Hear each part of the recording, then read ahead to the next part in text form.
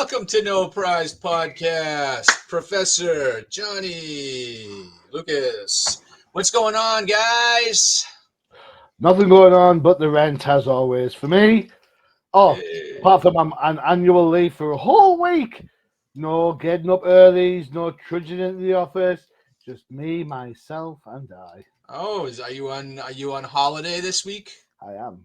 Oh, well done. So that pile of comics that you sometimes see behind me that is like this big is probably going to go down to just about this big. Hey, you got to work it into your toilet time, man. Books don't go in the toilet, man. Nah. No books, no books in the toilet. Although I have started taking graphic novels, trade paperbacks. Oh yeah. I started taking them into the bath because it's like, What are you gonna do? I read Civil War again recently, and See, Uh, but that's why you got to get two copies, man. One is for the toilet, and one is the one that goes in the box and everything, right? Just all pristine and nice and everything. they call them reader copies for a reason. And then one that goes to the toilet. Once you're done with it, you put those on eBay. I've got a batch of free comics that just in the bathroom, ready for toilet time. That's where that old comic smell comes from. Yeah, that's not ink you're smelling. We're in the spooky week. This is gonna be coming out Halloween week, right? Yeah. This is I kind of like this week for comics because they always come out with some kind of holiday horror kind of themed stuff. We even see what do we see? The last year's Werewolf by Night on Disney Plus is actually being recycled and put out in color. Yes. So we can see Man-Thing as green.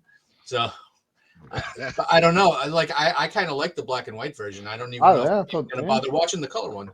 I thought the black and white version added a little something to it. Yeah. It was the mood, right? Yeah, definitely. I think I remember us liking it last year. Yeah, definitely reminiscent of like when we used to watch movies when they came out with like the Frankensteins, the Draculas, those used to just all come out in black and white, man. I remember freaking watching Godzilla and King Kong ad nauseum on Channel 9, right? And they were all black and white, man. So yeah, like my kids will watch something black and white now and they'll be like, "What the f is this? Yeah, what century did this come out in?" Dad, the TV's broken. Yep. It bugs me. It bugs me when kids put subtitles on for no reason whatsoever, or just other. It's like, why are you putting subtitles on? Just do this thing called watching it. Yeah, but that's what he says. It's his ADD. That's what he says it is. It's his ADD. I can't watch it. I need to watch it and read it at the same time. And I'm just like, that's stupid. Yeah, well, I'm that way as well because I feel like I'm missing something. If I'm not reading it, right? So even sometimes when I go to the movie theaters, they have those little computers, right? And you can stick it in the thing, and if you can have the subtitles there, right? And then, boom, there you go. Yeah, no. You know what you miss? You know what you're missing when you watch all the subtitles and you use a little computer at the cinema. You know what you're missing? Contractions. All the words are all spelled out correctly, and the kind of nothing's like can't. It's always cannot. Maybe they do that over in England where they don't really have contractions. Hey, just kidding. I'm kidding, Johnny. Is that talk like that make me glad we let you have your own country. Say it ain't true. It ain't true. God damn it. God damn it. There you go. I've even words mashed. Any of you guys see any horror movies for the season? I saw Saw 10. Me too. Did you like it? I walked out. Oh, I really? walked out. When they bring the kid out and put him in the game, I was like, you know what? This is just messed up bullshit. And I said to my wife, who loves these sort of movies, that was like right at the end of the movie, though. And I was like, I've already gone through all this stupid inane stuff. It's like if you really cared about the girl in microwaves with the furnace, then don't put her in the game. He's like, when she gets burned, he's like, she survived. She must be sent to the hospital. Tell you what, mate, if you cared about her that much, you don't put her in. Simple as. then sometimes they're the people who are running the scheme. They're as much a victim as you are. But Mhm. of course, it's always black and white when it comes to Jigsaw. Yes, I actually thought it was fairly decent. So, maybe Oh. we'll. I did not get up and walk out in it. My That's- wife didn't enjoy it either. I think it was probably the best installment of Saw in a long time. But that's not saying Yeah, much. you know what? I'd give you. I will give you that. And so when she came into the coffee house afterwards, I was like, "Oh, so the guy that put him onto the doctor, does he get his as well?" And Trish's like, "No, did you never see him again?" I'm like, "Really?" No, So then- he's in the end credit scene. Yeah, exactly. Then my daughter, my stepdaughter seen it the next couple of days. So I asked her, I says, "What happens to the cool guy?" He goes, "Oh yeah, he's in the end credits." So I was to my wife, and I was like, "You You see, you didn't get the full effect. you didn't get the yeah." But Lucas, it's have you seen any horror movies this season? The Nun. The new one? Nun. Yes. Is that second one? Because I kind of feel like there was a one before that.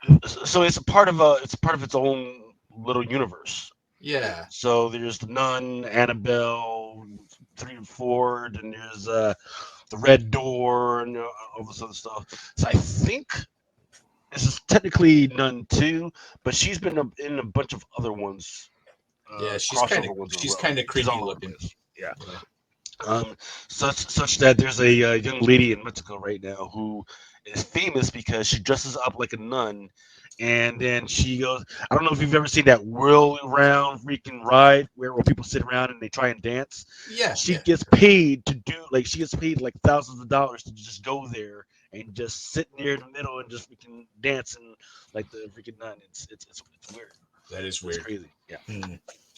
All right. Enough about Halloween. Hey, I hope you all dress up like your favorite superheroes for Halloween. One more thing about Halloween. Don't you just hate the fact? Don't you just hate the fact that Christmas decorations are out now before Halloween's finished? Oh Is that- yeah, absolutely. Is that a Yeah. thing over there? Because I Well, walk in. No, it's like the departments. next. It's like they're 2 holidays ahead in the stores. So Yeah. Well, if you get it now, it's a lot cheaper than if you wait till like that season of. So yeah. Oh yeah. So yeah, then don't there'll shopping be for- absolutely fucking nothing. I'll just Don't wait be- for the day after Halloween to go buy up all the candy.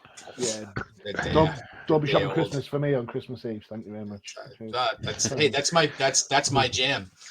Because we let my secrets out. All the good stuff is out there on Christmas Eve, right? Or the stuff that's left. So it makes choices easy. I guess you're getting that. Good stuff equals stuff that's left. Right. Hey. Takes my I'm notorious for never knowing what to get you. So if I go and you're gonna get what's there. All right. Let's talk Loki. We had episodes 2 and 3 drop since the last show, and things are looking a little confusing for me. I'm going to tell you the things that I didn't like about the episode. Although I think the acting is great in it. I love Owen Wilson. I love Tom Hiddleston. The characters are pretty good. Pretty well fleshed out. I love the new additions to the cast. I love Ke Huy Quan in there as Ouroboros. We see Jonathan Major return as He Who Remains. They don't use Kang because he's not Kang yet, but he returns in episode 3. And that episode is a huge He Who Remains episode as far as his history and how, not really his history, but like the history of this variant, the He Who Remains variant. And I just thought it was interesting, but I'm going to tell you, I did not like the fact that they're actually making time. It's like its own thing, right? Like time is like a concept, but here they're making it like an actual physical. It is though. Physical thing with the loom, and like the loom is actually creating the sacred timeline, and they have to be able to what they're doing now is trying to make this bigger so all the branches can so it can contain all the branches. And to me, I was like, that makes no sense, because who created the loom? And then if there was someone that created the loom, who created time? And time to me as a concept is like there's no beginning and no end, right? But here they're telling you that there is a beginning of time and there is an end of time. So you have to kind of mess up your concepts for a bit. What did you think of Miss Minutes being coming out as like seemed like she might turn out to be the big bad of the show, the cartoon? Did you think that was a pretty good It's there? well, I mean, so this is something that we've been looking forward like more into, like what is she, who is she?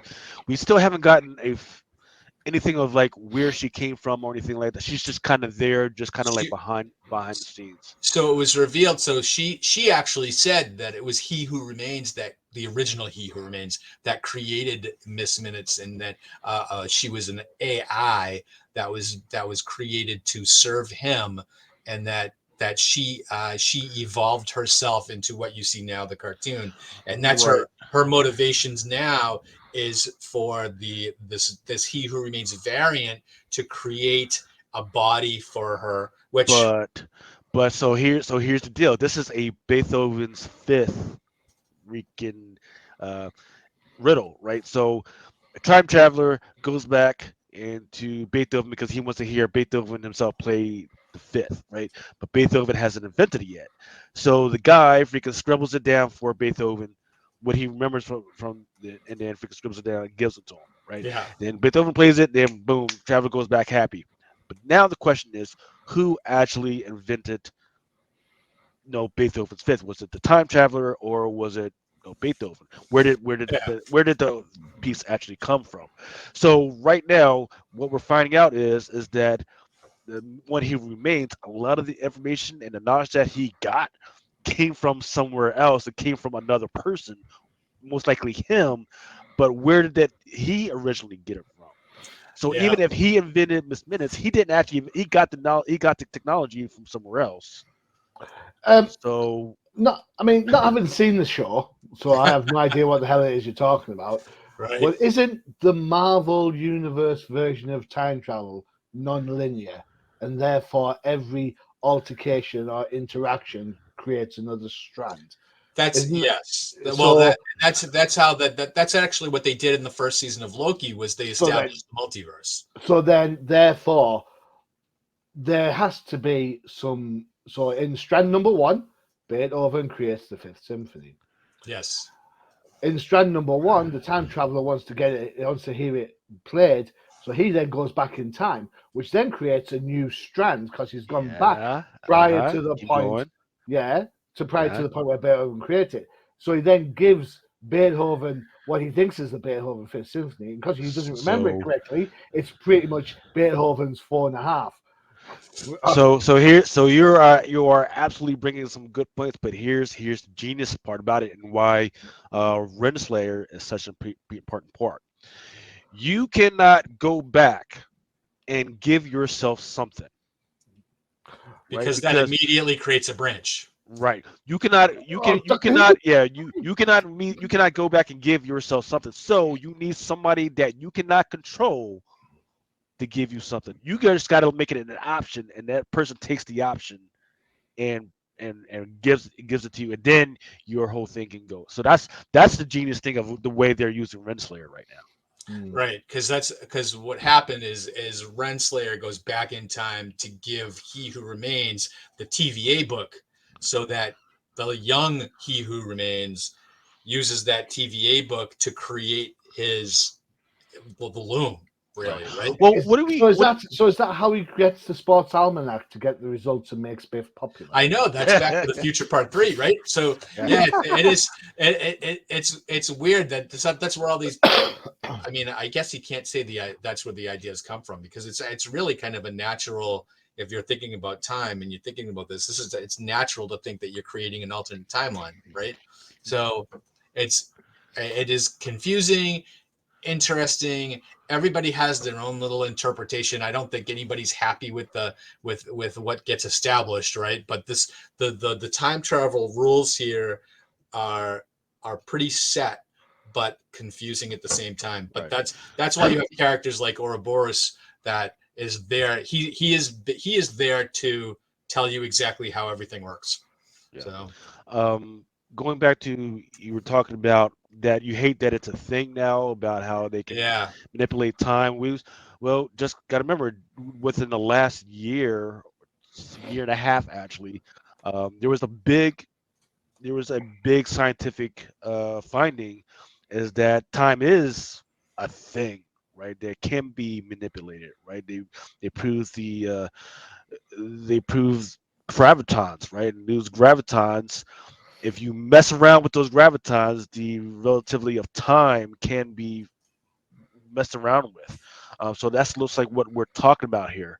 Um, this is something that people had hypotheses for like years and years, but they actually proved that Yeah. within the last year and a half.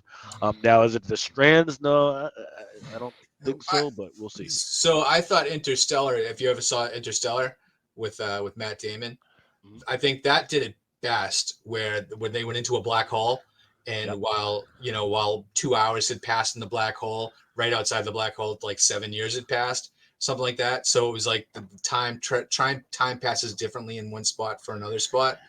Right. But So gotta Just remember the way the rules, the way it works is when you leave your universe, you're going into another universe. So it wasn't like the time for him was different.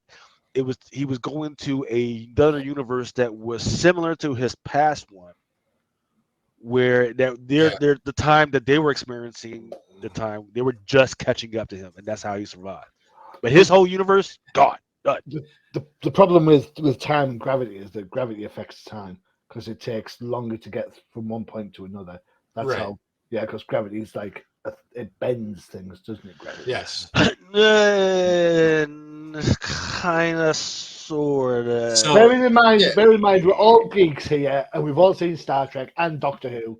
Well, So Yeah. So well, the thing about yeah, that is that so taking that concept of the ability to manipulate time, that is a totally different thing than be able to pull the Loki pin and move him back 300 years into the past and then have him affect different things. So I mean, you can't go backwards and past or forwards and past. You're stuck where you are, but yes, things can around you can be different. So like the time around you can pass differently, but you're the same. That's the concept. I think is, yeah, it's just, but as far as this show goes, the TVA, they're supposedly outside of time, right? But they proved in the first supposedly, episode that they're not, right? Because right. Loki was fading in and out of time in the TVA. So Yes, that's really the whole concept of this show, is that good the job. TVA is actually working inside the timeline, and then we see the creation, the sacred timeline. That's Johnny. The sacred timeline is the timeline where everything branches off from. So let's say the sacred timeline would be the trunk of the tree, right? mhm. So and it's in the TVA with that loom that is weaving the sacred timeline, which is now in danger of blowing up and ending all life everywhere, right? So that's really the gist of this show so far. I mean, I'm enjoying it because of the acting. The writing to me, it's like I have to go back and rewatch the episodes just to kind of understand what they're trying to teach us science wise. Yeah, So yeah. today's, In fact, if you today's episode of Loki was brought to you by time, gravity, yes, and in, space. in fact, if you go back to the episodes before the last one, the First one. yeah, if you go to the end credits, if you go to the one previous to this last one, and you go to the yes, end credits, they actually have an explanation. They have the Rosenstein bridge. They have a graph of the Rosenstein bridge and how these different gravitons and the Higgs and the photons are working within this universe. So interesting. That's a super interesting, because I like science fiction shows that are grounded in science. So yes, and and it not goes back not so to much fiction as science. it goes and this whole explanation goes back to Ant Man. Was it Ant Man one or Ant Man? No, it was Ant Man one where you had what's his name? The giant is that his name? The one African American guy that was teaching Oh, at the Bill university. Foster. Yeah, Yeah. yeah. Because he literally had the whole thing drawn up on his chalkboard, and when he was trying to explain it. But yeah, Yeah. So it's interesting stuff. I'm gonna have to go back and watch Ant Man now because I don't remember Bill Foster being in it. but apparently Bill Foster's coming back for What If season 2, and they're going to turn him into. I'm sure they're just going to call him Goliath, but back in the 70s he was Black Goliath, because why wouldn't he be Black Goliath? So, all right, let's take an early quick break, and then we'll talk comics. Okay, so let's check out. Crisis in the Toyverse, because I love that.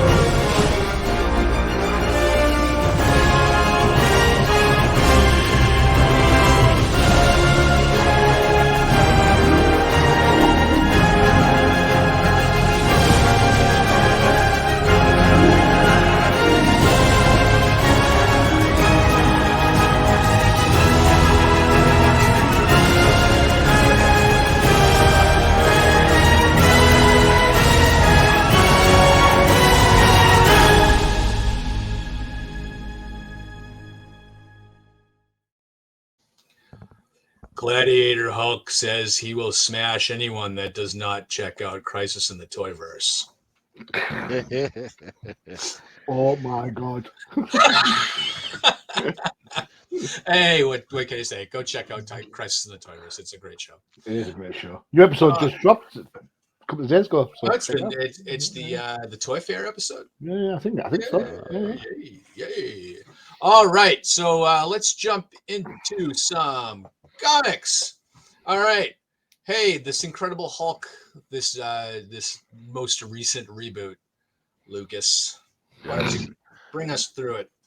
Look, I want to give a big ups to this return to portions of what the Hulk used to be for the Incredible Hulk. Written by Philip Kennedy Johnson, guest art by Travel Foreman, color art Matt Wilson, the lettering done by Travis Lanham. Cover art was right here done by Nick Klein, just gruesome stuff. There's a whole bunch of different cover arts out there, variants by the best one you could probably pick up. It's the Lionel Francis Yu. He's always doing some good stuff. Editor for this one was Will Moss. The reason why I picked this one is because I wanted to figure out like what you guys thought, because we haven't actually talked about Hulk since the last debacle volume that they had, where Hulk was a robot within a robot. So now they promised us that they were going to return this to some type of horror tint characterization. Hulk was going to be just an asshole monster again. So I was loving it. Now the interesting thing that they included in this one is they included the Nexus of Realities, which was something that Pat Ewing, or it was Al Ewing and Donny Cates, they were kind of messing around with it, and they were trying to formalize and make sure people understood that this was a thing. Now this Nexus of Realities, this is where I'm kind of wondering, because we were just talking about the TVA, and they were kind of in between things, but time was still passing for them. So I'm wondering if they maybe are still hitting out there somewhere. Maybe this is where they're hiding out at inside the Nexus of Realities. But Hulk gets transported to the Nexus of Realities along with Man-Thing, who's trying to get him to do something. Not only is Hulk there, but his new friend, the little girl, her name is Charlie, she's there as well. The whole thing that we've been going through this volume with is there's the mother and the eldest. They've been trying to freaking get the Hulk to do something, or else they're going to destroy him and his world. It's not really clear about what's going on, but now we're getting a little bit more characterization of like who the eldest and the mother are. Apparently, it's not like they were out there forever. Apparently, there's a story behind that. It was a little girl that belonged to like a slave owner or a rich guy. At some point, they fall in love. Blah blah blah. She gets chased off into the woods. She gets chased into the swamp. She freaking dies. But because she was a witch, her soul remains and becomes even more powerful as a result of the way she died. Hulk says, "You're boring me. Whatever." And just freaking goes on his usual rack of freaking just tearing stuff up. And the only thing that stops him from tearing everything up is, of course, the fact that Charlie, she's there, so he's got to kind of divert his thing and try to freaking make sure that she doesn't die. Um, I do like the stakes of this one, where the Hulk would normally just kill everything, and possibly he might mess up the next realities. But now you got this little girl that he's got to freaking make sure that she that she doesn't freaking die. I do like the way they put that different thing in there. But for right now, I'm just loving the fact that we're not talking about robots when it comes to freaking Hulk. I'm just loving that one. The art was kind of wonky. It's not what I really needed right now, but it's fine. But what did you guys think? I think this was a throwback book. I thought this book read like a mid 70s Steve Gerber. It actually read kind of like a Man Thing book, which is kind of funny because Man Thing's in it. But I really had that feel of like this could have been one of those stories where Gerber was like tripping on acid and decided to just go for broke. But as far as how I feel about this particular run, yeah, obviously what happened with the last run was that they badly calculated what people were wanting from the Hulk. They couldn't really redo Ewing's run, so they went 180 degrees around from that to do something science fiction and weird that didn't work at all. And then they said, okay, well, hey, Ewing's book was the best the Hulk has sold in probably 30 years, so let's go back to that. And the thing that I thought made the Hulk sell was at its core, Ewing's run was a story about kind of like mental illness and the different aspects of Banner's Hulk personalities. Yeah. And then with that was, and it was told in a horrifying way, right? Yeah. As far as all that goes, this is more like horror for horror's sake, where Hulk is not the antagonist in this. He's more of like the thing something happens to. So he's in the swamp, and the demon, and there's a demon in the swamp that attacks him. There's nothing really to do with the Hulk psyche or anything that's moving the Hulk as a character along. The stuff sort of just happening to him. So I think that story is kind of affected that way, where everything that's bad in this book is happening around Hulk and to Hulk, and not because of Hulk. And that's, to me, really where I think it's not a failure, because, like I said, it did remind me of the old Gerber books with like Gene Colan on art. So that's the art is intentionally inky and muddy in spots.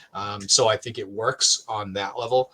But I don't know if it works for say the current fans. Like they might be turned off by how muddy it looks. So. Johnny, what did you think?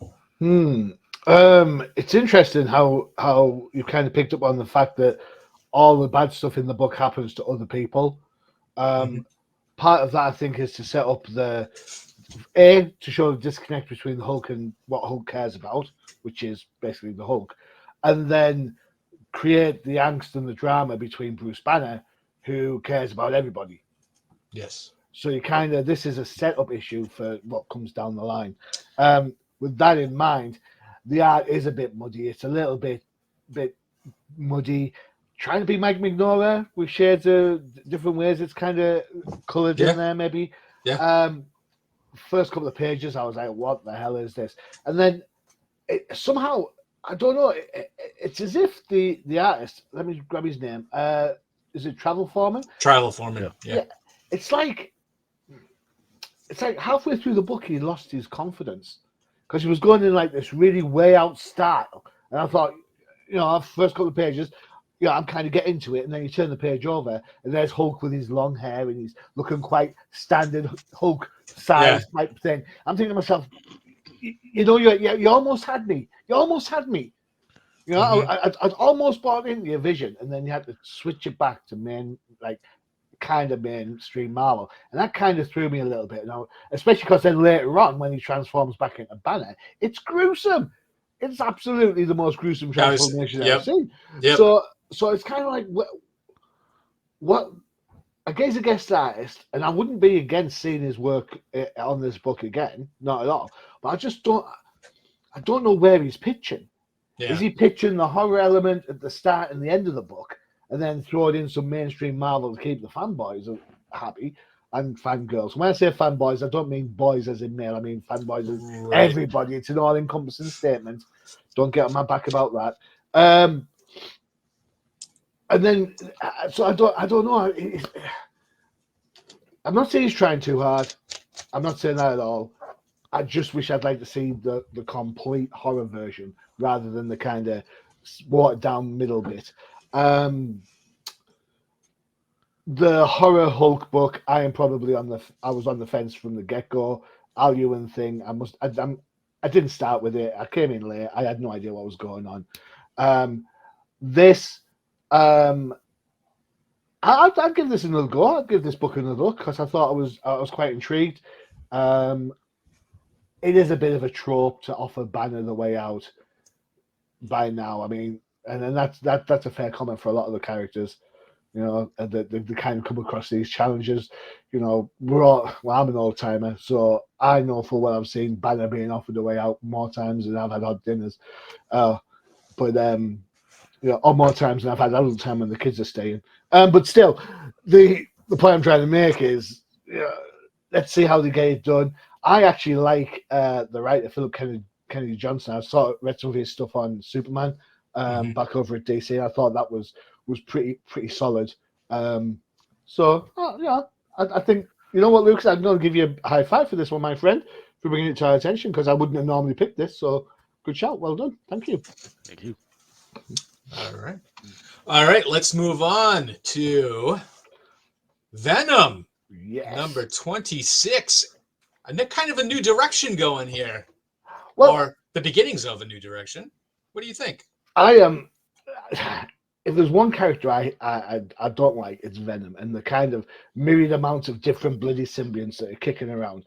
But Black Widow's on the cover here, so I'm thinking, what the hell's going on? So written by, and I'm going to get the names wrong, so I'm saying that right now, Torun Grunbeck, Julius Huata is on art, Frank Diamata, I can say, is on colours, VC's Clayton Cowles is on letters.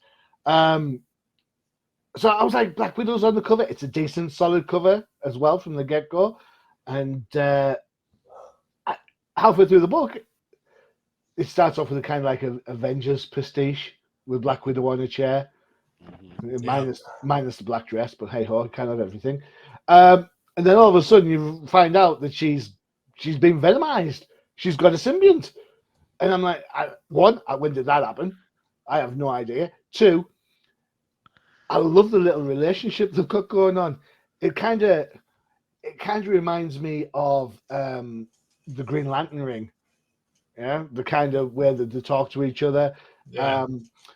It's interesting to see how the different symbionts have different personalities, which I think is quite interesting. I think they feed into each other very well. The art in this book works for the majority, or right up until the point where Black Widow turns into Widow, and then it's like, oh my god, really?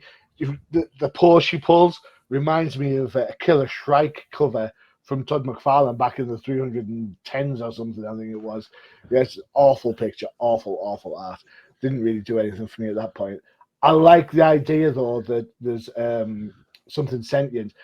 DC, I'm going to talk about Jessica Cruz here. Jessica Cruz when she had a Green Lantern ring, they had a panel where she told everyone, yeah, I'm fine. And when the panel expanded, it was her surrounded by lots of ring-generated people with whom she was interacting. So she's kind of like keeping herself to herself, but has a ring for company. I'll be interested to see if Marvel have the guts to kind of go with this, because they've hinted at it with some of the dialogue here that Natasha finds it interesting. She's got someone she can fully trust. She hasn't had someone she can fully trust for ages. I'd like to see how that relationship pans out in the book to see if the suit is actually genuinely cares about the symbiote really cares about Widow, or is it a case of just using it for her own devices? And is there going to be an actual kind of attraction there? We know way back when the original symbiote suit, wanted to bond with Peter, and that's kind of Yeah. like it's saying how much it loved it. How the thing that created Venom was how hurt it was when Peter abandoned it. So I'd be interested to see it with this type of character. For the rest of the suits, I don't know. Do they still bond? I haven't read Venom for ages, so or is it just a case of because the original suit's now with Eddie Brock's son. Yeah. Dylan. Yeah. Right. And so do they actually still bond the way they used to, or is it just a case of hey, anyone got if it fits, wear it, right? It's a thing where the suit actually spawns. That's like it did originally with Venom and Carnage, and they cool. actually creates a new Version of self. itself. Yeah. All right, okay, cool. So that was around Amazing Spider-Man 360, 361, something like that. Yeah. So yeah, so I this wasn't going to be my pick. I picked it. I read it a couple of weeks ago when it first came out, and I was like, yeah. But with the actual lack of anything decent that came out this week, I thought, I'll go with this. I thought it was a kind of little book, to be fair. But there you go. Lucas, what did you think of Venom? I am liking right now the whole Black Widow Venom matchup. Right, I like the way they introduced it. I like the fact that now she has this new capability to just shoot off these weird venoms. But now they got the little spiders crawling up her arm and everything when she gets them back. So is she part of the spider family now? What's going on? I don't understand. Remember, the suit gives the Spider-Man like powers. That's the thing, isn't it? Because it has she has like a suit sense goes off, and plus Venom crawls up walls, and he's not spider powered, is he? Right, but here's the problem: the Ghost Spider, Spider-Gwen, she does the same thing. That's where her powers are coming from now. It's coming from the Venom stuff, and it's little spiders that crawl up and do all this other stuff. So I don't understand. I'm not saying it's bad. I just don't understand like what's the difference right now. I mean, and if they want to do this spy stuff, which I do like, hey, let's show what the spider stuff would do if they was put in a spy stuff freaking theme. Let's do that. But they only gave us what before. They did that before with Flash Thompson, Agent Venom. But wasn't so Flash Thompson? What was Flash Thompson's original job? What was he? It was the anti-Venom, wasn't he? He was the one. No, well, he was Agent Venom first, then he became anti-Venom. Yeah. No, but I actually liked Agent Venom, to tell you the truth. But go ahead. But no. I mean, let's do. Let's do the same storyline, but make it sexier. That's the only thing I'm saying. Yeah. But if we're going to do this, can we please do some actual storylines that are actually happening? Just bring some real worldness to this, right? We got all types of Russian stuff happening right now. We got all types of China stuff happening right now. We got some Middle East stuff happening right now. Let's put her in some real world situations and see how this plays out. Especially, and what I'm most surprised at Marvel for right now is with all the stuff and with all the things we got going on in Europe right now, is they decided not to posture Natasha in any type of way where it's like, hey, Russia's kind of hot right now. Maybe some people should be kind of like not trusting her right now, right? Some people, relationships should be kind of strained because of what the heck is going on. What happened to what's his name? Her dad, Red Guardian. Yeah, Red Guardian. White Widow. In fact, White Widow, she does have a book coming out in a couple weeks, or is it within the month? But that storyline, from what I've read, doesn't have anything to do with anything. It's just, oh, hey, here's White Widow. Here's some pretty covers. I'm kind of frustrated right now that there are these great characters that they have, and they are displacing them from real world stuff.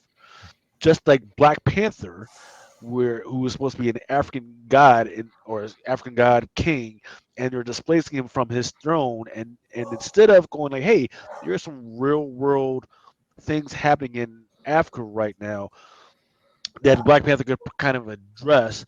Know what they got him entrenched in? A gang war, right?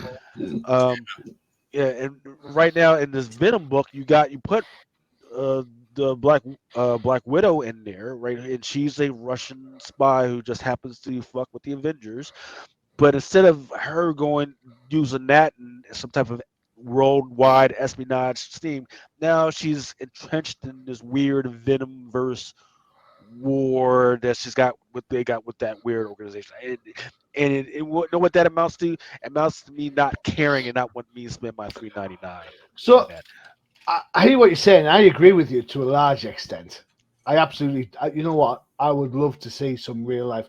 Back in the day, comics used to have some real life things. But unfortunately, Lucas, we don't live in a world where freedom of speech equals freedom of speech. We live in a world where freedom of speech equals attack on the internet. Therefore, no one's going to buy your book, and therefore, the company that publishes it isn't going to make any money. So, and then the book gets cancelled. So that's the world that we're living in. We're living in a world now where people get offended by the fact that there's a staple in the book. Or They've got 56 titles. They've got 56 titles. They could give the panel's square, not round. It's like, oh my god, panels are square, not round. What about all the round panels? They'll be affected. You know what? Yeah, I would like to. Wait, who is the cover artist for this one? Oh, yeah, one last thing. I do want to give a shout out to Safu or Kafu, who is the cover artist, who obviously listens to the Comic Crusaders, one of the Comic Crusaders podcasts or whatever I've been on, because a lot of artists that I've noticed lately have been honing in on this very small detail on any time they put any of the female characters in a leather suit, and that's the ring around the freaking collar. Because if you're a dirty old pervert like me, you know what that ring means along the leather thing. And that's where the chain goes for certain adult activities.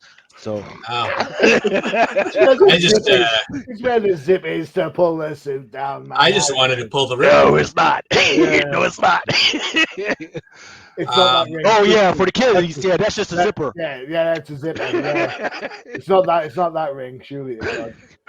So yeah, well, my thoughts of this book is, it amazes me that Venom can have so many directions in so short a period of time. Like we had Eddie, and then we have Dylan, and then we had whatever symbiotes. There are a ton of them running around, and then this new one, and this is not going to be from what I understand, anything that's going to be a short one storyline thing. This isn't going to be a new normal for Natasha, is for her to have a symbiote, and that she's going to be, I don't know if they're going to spin her off in her own book, or if from what I heard was she's actually going to take over the Venom book and become, the book is going to be about Natasha. If that happens, I'm putting this on my pull list because I think it's fun. I think it's a good change of pace for a character that we've seen shed loads of, especially when you think about all the null stuff that happened not so long ago. So I think the best thing they could do right now for Venom is to put a different character in there, because I don't really like Dylan.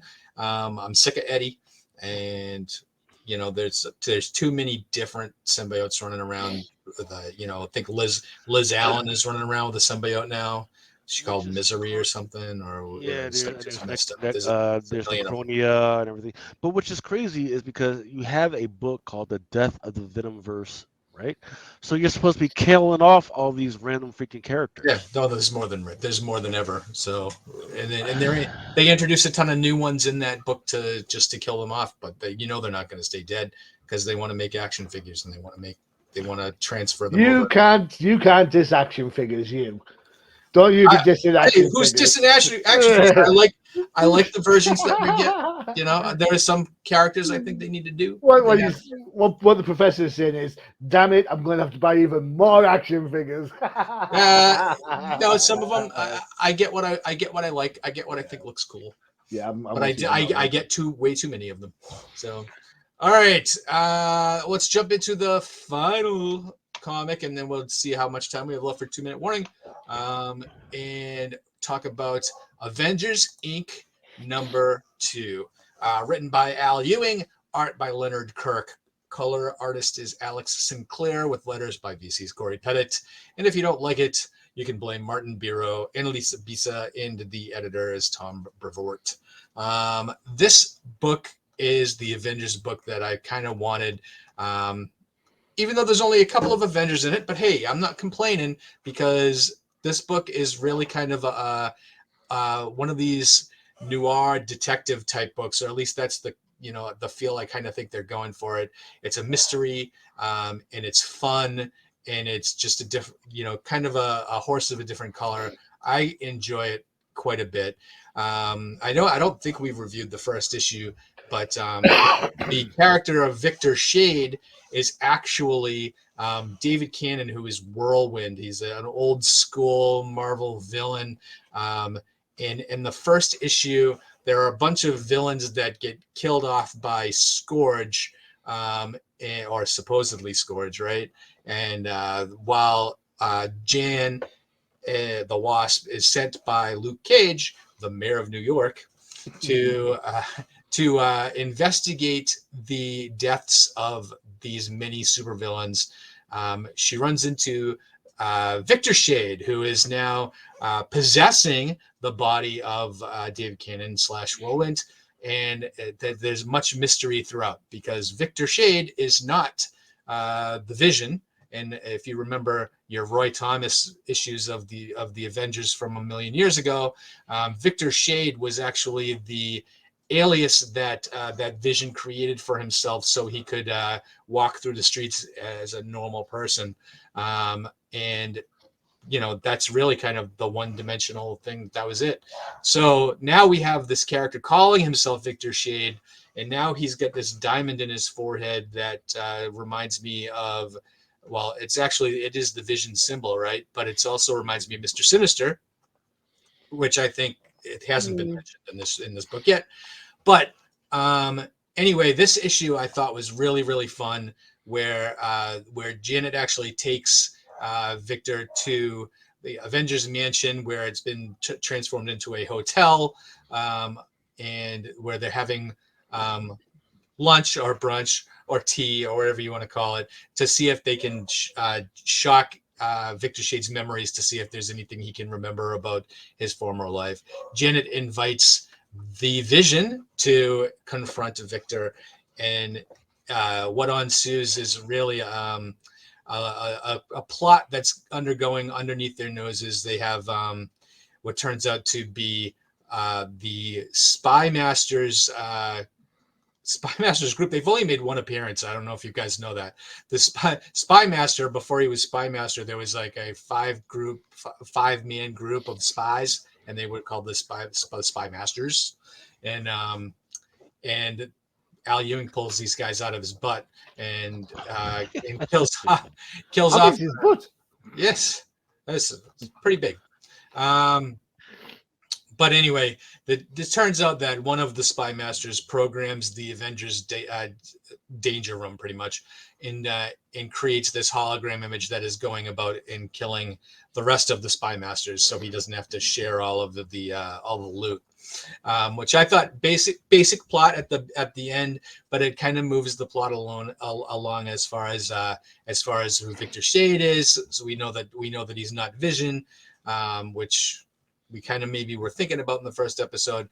The only thing that they revealed in the first issue that they didn't really do anything with was that Hank Pym is back with the Scott O'Grady Ant-Man Black Ant, and they are behind the scenes responsible for the death and resurrections of all those villains at the Vault. So we'll find more out about that next issue, I imagine. And then, of course, this last issue, Stinger, where meanwhile in Valhalla, the Executioner is killed, and apparently Valhalla. So weird, but interesting at the same time. I think this book is kind of has that tone that I really, really like. It seems like there's a lot going on, and the pacing is pretty quick, but it's still a lot of mystery, and it's kind of like tune in next issue to figure out what's going on. And this is the kind of books that I really love. Johnny, what did you think? I think to get this book, you have to be a die-in-the-wool, absolute Avengers fan from ages ago. I mean, my Avengers knowledge is pretty solid, Mhm. yeah. But I'm reading this and I'm like, who? What? Why? Who? Dimension what? And I'm kind of like, I love the throwback. I love the idea. I don't know if I must have missed a press release. This reads to me like the first run of Secret Avengers, Mm. where they're kind of like doing smaller things rather than the big missions to save the world. Yeah. I don't mind that so much, actually. I don't mind that so much. Vision, I didn't like the Vision humor dialogue, because to me Vision's like Spock, right? He's not supposed to know humor. He's just supposed to be like as is. He's quite flat. Tell someone I will zap at my own pace, madam. Does not sound very Vision to me. Like, Jan, I like Jan. I think Jan's cool. I would like her to be a bigger player, ironically, because she's the Wasp. I don't think she's getting. I think she's getting short shift from Marvel. I think Marvel need to step up and put her front and center. You know, why can't she lead the Avengers again? I mean, I love Captain Marvel as much as the next person, but does Captain Marvel need to lead the Avengers? I don't know. It's those world threats that the threat has gotten so big that the Wasp looks like she's not one of the main players. Well, I hear what you're saying about that, but Yeah. you don't send the Justice League in without Batman. No, you're very true. You're very So, yep. Because I'd put Hawkeye on that Avengers team in a second. exactly. So we have the characters that can punch planets. I mean, if you look at the current Avengers book, the main one, you've got Thor and you've got Captain Marvel and you've got Iron Man.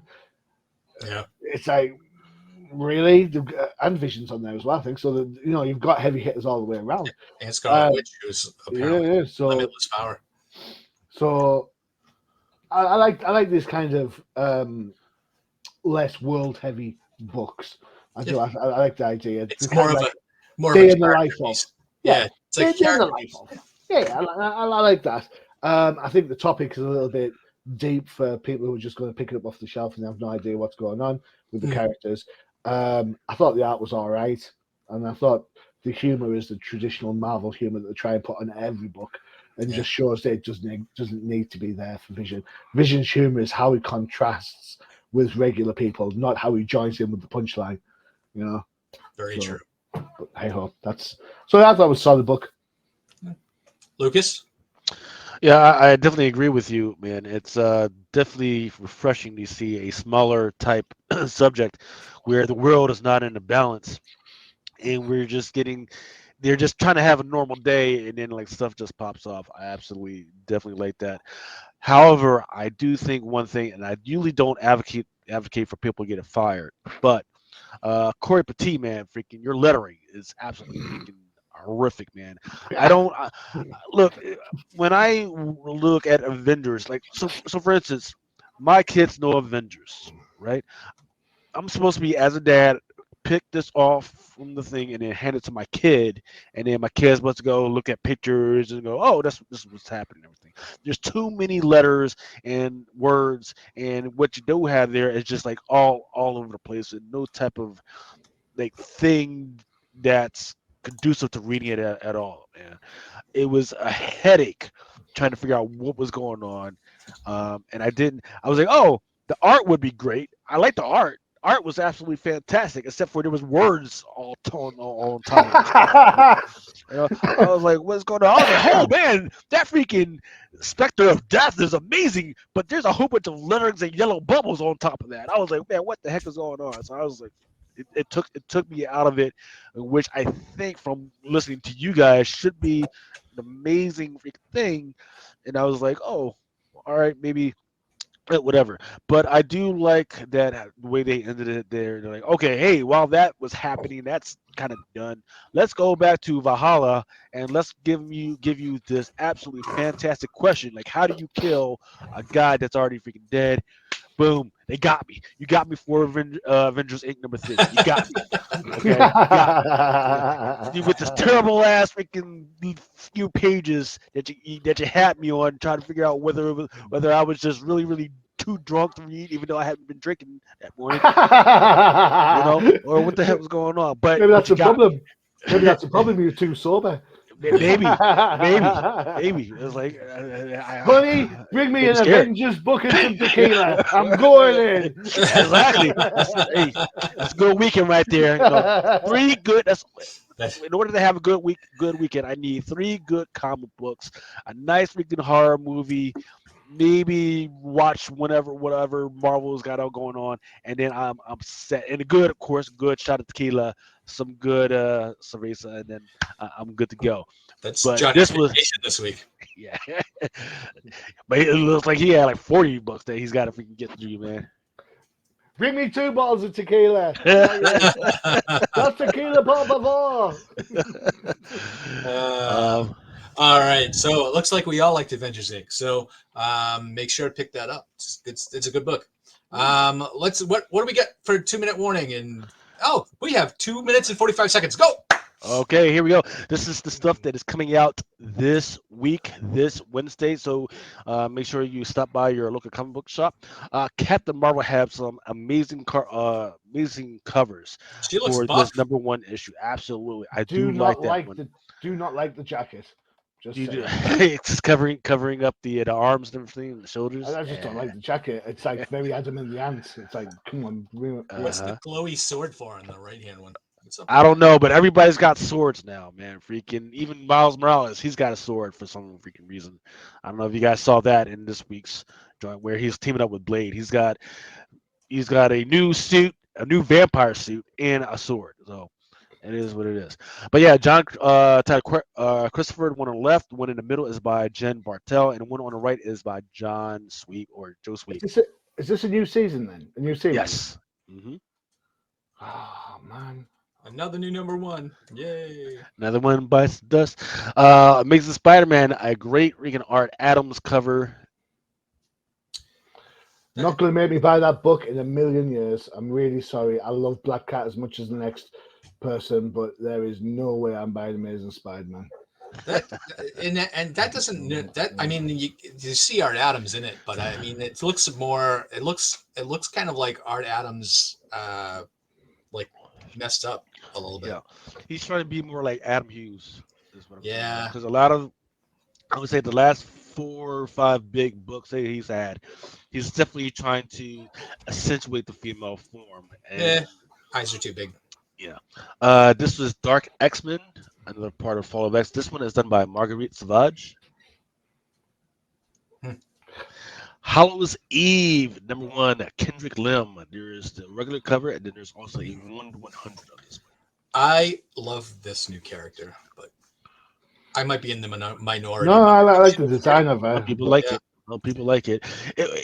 We're just in a weird spot where, even though I hear a lot of people talking about they love her, her first appearance hasn't necessarily taken off and gotten on fire yet. It's because people don't trust what they've been doing with the new characters. I don't know. She kind of looks like Hobgoblin, but then I like the whole mask idea. That whole mask gimmick is cool. No. Also coming out is this Wolverine, red, black, and whatever you call it, scary zombie type freaking thing. Freaking great cover. I believe there's also a 1/100 for this one. Just a good cover for those of us who love horror and love Wolverine. Okay. Yeah, that's for Marvel Zombies. All right, this is the stuff that's on the FOC this week. Marvel Zombies, Black, White, and Blood. A great freaking zombie cover of Captain America. I'm so zombied out. I don't care. Captain Marvel, issue #2. This one is another good Joe Schwabe. Who's that on the cover? New character, I believe. She's got that little buckle thing going on, Lucas. Calm your passions there, my friend. Yeah, so she's got if you look at the belt, she's got a circle around the waist, and then she's also got a circle around the neck, so that that's a ceiling weight, right? So you can just go choo, choo, choo, and then just kind of. Luke, I swear to God, I swear we need. This new character is called Bondage, apparently. There we go. We're gonna have a new podcast.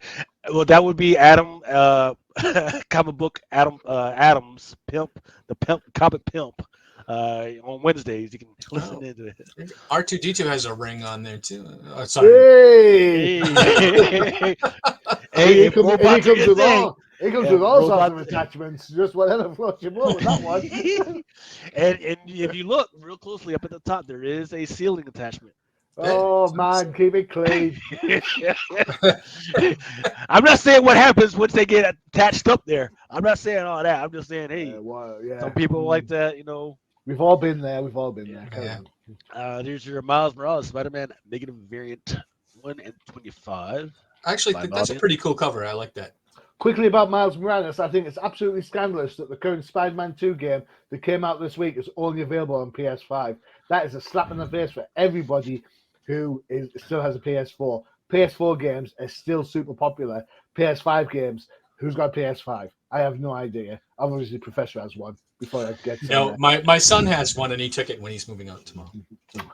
So no Spider-Man for you. No, unless I get my daughter one for Christmas. Hey! Just wait for it to come out on PC. It'll be out on PC. And yeah, maybe like 2 years from now.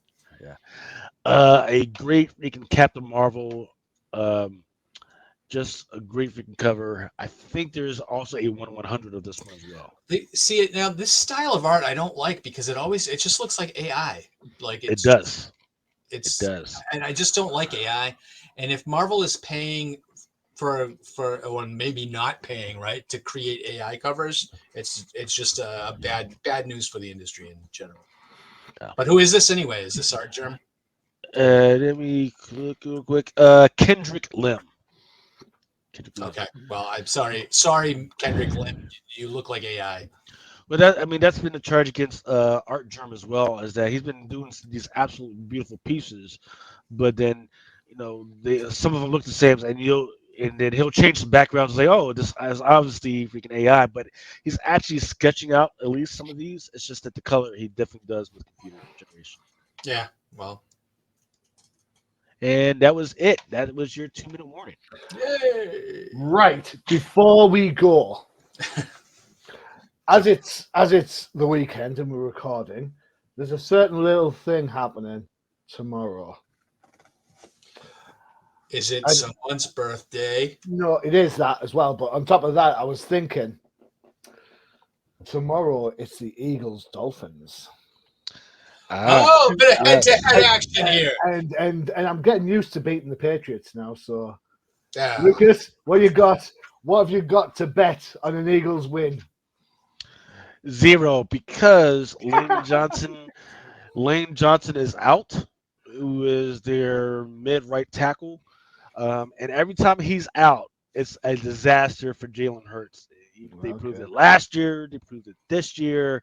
So him being out is going to be a big factor, and I don't trust the Eagles without him. So I would never bet on an Eagles game where he's out. They're so desperate that they brought back Julio Jones, Julio Jones, who was significant 10 years ago. They signed him. Atlanta. What's he going to do? I don't know why they thought that was a good idea. You need a right tackle. You need a safety, and we need another receiver. Okay. So we're saying Dolphins win. Is that what we're saying? Yes. All right, fine. I was if you don't want to stand up with your team, my friend, that's fine. That's fine. I'm coming for your money later in the season. No, 1 in 16. That's what we're doing. I want it. Says we're gonna tank for the guy. Give him 5% of the ownership is what he wants. So, I can't remember the name of the quarterback that's coming up. It's like McMillan or something like that. Is it No, not it's Bo? he's- Is it Bo? What's his face? Bo Nix. Gable or something. What's the name of Mm. that quarterback coming up? But he's already set out. He wants for a signing. He wants like 5% ownership of the team, and that is just making me laugh out loud. Well, I think you'll find that Belichick won't be calling the shots there much longer. You know what? I hate to say it, but I do. I kind of think that a new direction might be called for. I love Bill Belichick. He would never have to pay for a drink if I ever saw him. But hey, time to So go get your record somewhere else. Number one prospect out of USC is his name is Caleb Williams. Kale. Yeah, I said Gable. I was Yeah. close. Now here's the more interesting thing. The number 10 out of Alabama, who is a cornerback, his name is Kool-Aid McGinistry, Cool. What position does he play? cornerback. Corner. Oh my God! So he could like blow up. Oh my God! He would get so many endorsements. Oh yeah! That'll be I think the Eagles will sign Jones just to stretch the field, just to pull Xavier Howard across, and hopefully the one Howard to pick him up, and then the Eagles will pick on the other corner because Jalen Ramsey's not back yet, and the other corner you've got what's his face? Is it AJ Brown? So so I think that's probably why. If he's playing, he's going to be a third down receiver, and he'll be running deep patterns.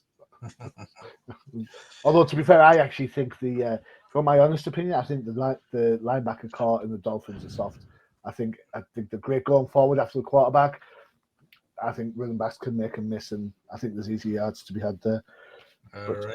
But hey, All right. that's what I think. But the Dolphins win! Woohoo! Well, I'm not going to argue there.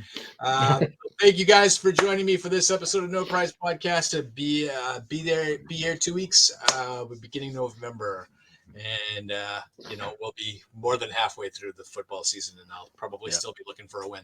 All right, thank Go you. Penn State. See you in a couple of weeks. Adios.